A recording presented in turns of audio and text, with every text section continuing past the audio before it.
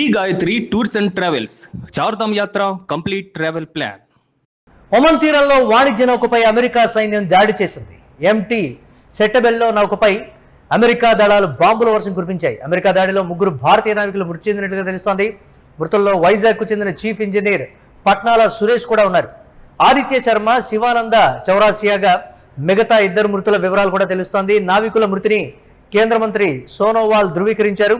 నౌకలోని మొత్తం 28 మంది సిబ్బందిలో 24 మంది భారతీయులే ఉన్నారు. దాడి నుంచి ప్రాణాలతో 21 మంది భారతీయులు బయటపడ్డట్లు తెలుస్తోంది. నావికులను స్వదేశానికి రప్పించేందుకు కేంద్రం చర్యలు తీసుకుంటోంది. అమెరికా దాడిని భారత్ తీవ్రంగా ఖండించింది. విశాఖవాసి మృతిపై ఏపీ ప్రభుత్వం తీవ్ర దిగ్భ్రాంతి వ్యక్తం చేసింది. ఈ ఘటనకు సంబంధించి మరిన్ని అప్డేట్స్ మా కరెస్పాండెంట్ రవి అందిస్తారు. రవి, మృతుల్లో విశాఖవాసి కూడా ఉన్నట్లుగా కూడా తెలుస్తోంది. ఏంటి దీనికి సంబంధించి అప్డేట్స్?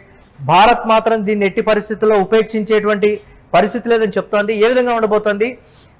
ఎప్పటిలోగా మృతదేహం వైజాగ్ చేరేటువంటి అవకాశం? ఓమన్ తీరంలో వాణిజ్య నౌకపై అమెరికా సైన్యం దాడి చేసిన సంఘటనలో చనిపోయిన 3 వ్యక్తుల్లో ఒక వ్యక్తి విశాఖవాసిగా తేల్చడం జరిగింది.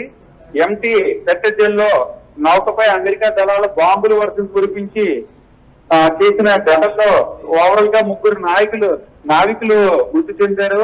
ఆ 3 సైనికాధికారుల 3లోని ఒకరు వైజాగ్ కి చెందిన చీఫ్ ఇంజనీర్ పట్నాల సురేష్ గా నిర్ధారణ చేశారు. ఆదిత్య శర్మ, శివానంద చౌరాసియాగా మిగతా 2 మృతుల్ని కూడా ఐడెంటిఫై చేయడం జరిగింది. నావికుల మృతిని కేంద్ర మంత్రి సోనోవాల్ సబర్వాల్, కేంద్ర షిప్పింగ్ శాఖ మంత్రి వాళ్ళు అఫీషియల్ గా దాన్ని అనౌన్స్ చేయడం జరిగింది. మృతుల తాలూకు వివరాలని. నౌకల్లోని మొత్తం 28 మంది సిబ్బంది ఉండగా అందులో 24 మంది భారతీయులు ఉండడం అనేది ముఖ్యంగా చెప్పుకోదగ్గ విషయం. దాడి నుంచి ప్రాణాలతో 21 మంది బయటపడగా అందులో 3 మాత్రం మృతి చెందారు.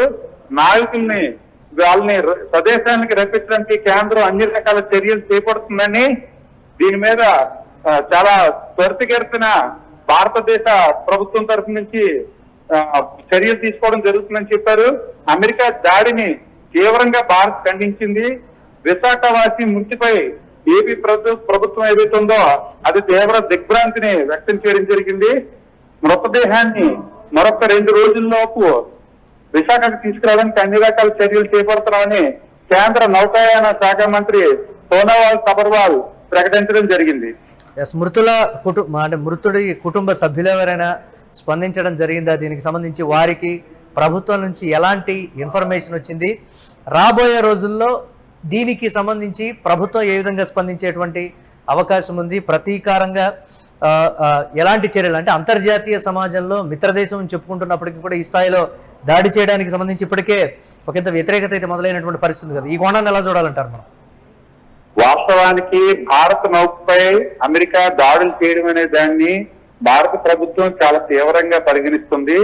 2 దేశాల మధ్య జరిగే యుద్ధంలో భారత నౌక మీద ఈ దాడి జరగడం అనే దాన్ని కేంద్ర ప్రభుత్వం, ప్రధాని మోదీ, నౌకాయాన శాఖ మంత్రి సోనోవాల్ సబర్వాల్ దీన్ని తీవ్రంగా పరిగణిస్తున్నారు. ఇప్పటికే భారత ఎంబసీ, అమెరికా ఎంబసీకి సంబంధించిన అధికారుల మధ్యన గట్టి చర్చలు కూడా జరుగుతున్నాయి. ముఖ్యంగా ఈ విశాఖవాసి ఒకరు చనిపోవడం సంబంధించిన సమాచారాన్ని వాళ్ళ కుటుంబీకులకి చేరవేయడం జరిగింది. ఆ కుటుంబీకుల్ని సెక్యూర్డ్ గా వీలైతే ఢిల్లీ తీసుకురావడానికి కానీ, లేదంటే మృతదేహాన్ని విశాఖపట్నం నేరుగా పంపించడానికి కానీ నిర్ణయాలు చేస్తున్నారు. మరికొద్ది గంటల్లో దీని మీద మరింత స్పష్టత వచ్చే అవకాశం ఉంది. Right, thanks for updates Ravi. Oman తీరంలో వాణిజ్య నౌకపై అమెరికా సైన్యం దాడి చేసింది. ఎంటీ సెట్టబెల్లో నౌకపై అమెరికా దళాలు బాంబుల వర్షం కురిపించాయి. అమెరికా దాడిలో 3 భారతీయ నావికులు మృతి చెందినట్లుగా కూడా తెలుస్తోంది. మృతుల్లో వైజాగ్కు చెందిన చీఫ్ ఇంజనీర్ పట్నాల సురేష్ ఉన్నారు. ఆదిత్య శర్మ, శివానంద చౌరాసియా కూడా మిగతా 2 మృతుల్ని గుర్తించడం జరిగింది. నావికుల మృతిని కేంద్ర మంత్రి సోనోవాల్ గుర్తించారు.